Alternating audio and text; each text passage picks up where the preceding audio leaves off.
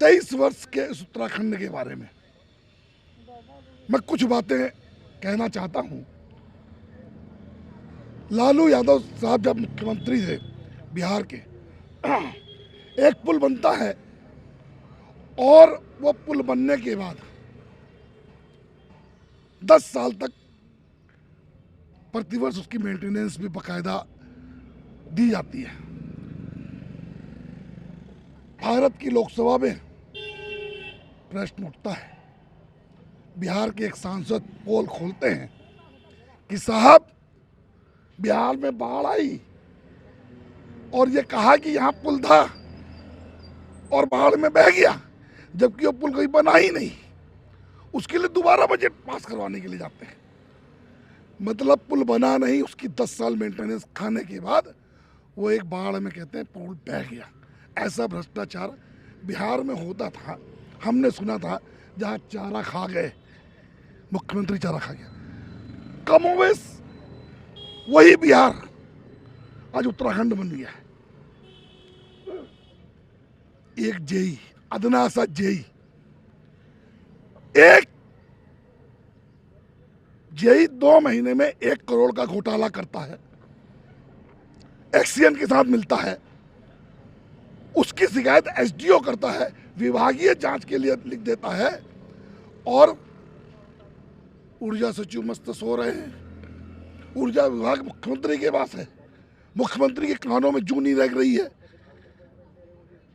मैं यह कहना चाहता हूं कि अनिल यादव जैसा भ्रष्ट व्यक्तित्व, जिसके पर न्यायिक जांच में उन्हें दोषी पाया गया भ्रष्टाचार का, जो आदमी पूर्व न्यायाधीश के द्वारा हुई जांच में दोषी माना गया हो और उसने सरकार को कहा कि इसके प्रति मुकदमा करके जेल भेजा जाए, जिस व्यक्ति को सलाखों के पीछे होना चाहिए, उत्तराखंड के ऊर्जावान और कर्मठ मुख्यमंत्री ने उस व्यक्ति को एमडी यूपीसीएल बना दिया। तो ये कौन सी मेधा का परिचय है? अनिल यादव की कौन सी ऐसी योग्यता है कि उत्तराखंड के ऊर्जावान मुख्यमंत्री इस ऊर्जा प्रदेश का प्रबंध निदेशक बना देते हैं उसे? ये रिश्ता क्या कहलाता है? इस रिश्ते की भी जांच होनी चाहिए। आज एक बात सचिवालय के बाहर इस मंच से मैं कहना चाहता हूं, जितने यहां सेक्रेटरी बैठे हैं ये सुन ले, कल शाम को 5 बजे तक यदि इस संदर्भ में माननीय मुख्यमंत्री द्वारा संज्ञान में लेके कार्रवाई नहीं हुई तो हम पीएम के पोर्टल में ये सारे कागज डाल देंगे और माननीय मोदी जी से कहेंगे, उन्होंने बना रखा ना पीएम पोर्टल, कि उत्तराखंड के अंदर ये भ्रष्टाचार है साहब, आपके अधीनस्थ नेता लोग ने ये गुल खिला रखे हैं। 23 साल के उत्तराखंड को दीमक की तरह चाट रहे हैं ये अधिकारी और ये नेता, और आप कहते हैं आप पे बाबा केदार की कृपा है, आप अंतर्राष्ट्रीय स्तर पर भारत का मान आगे बढ़ा रहे हैं। लेकिन उस बाबा केदार, उस बाबा बद्री विशाल की कसम आपको, उत्तराखंड के देवी देवताओं की कसम आपको मोदी जी, यदि उत्तराखंड के साथ अन्याय होगा और आप दिल्ली में बैठ के चुपचाप देखते रहेंगे तो ये कृपा खाद भी बन जाती है उत्तराखंड की। हमारे वहां जब खाद लगती है तो बड़े बड़े दिग्गज गुजरे आते हैं। कहीं ऐसा ना हो। मोदी जी, हम आपके दीर्घायु की कामना करते हैं। हम चाहते हैं कि आप जैसा प्रधानमंत्री भारत को ना मिला ना मिलेगा, और अब हमें आपसे ही आशा है। ये इतनी मतलब विषय गंभीर है, इसका निदान कैसे होगा?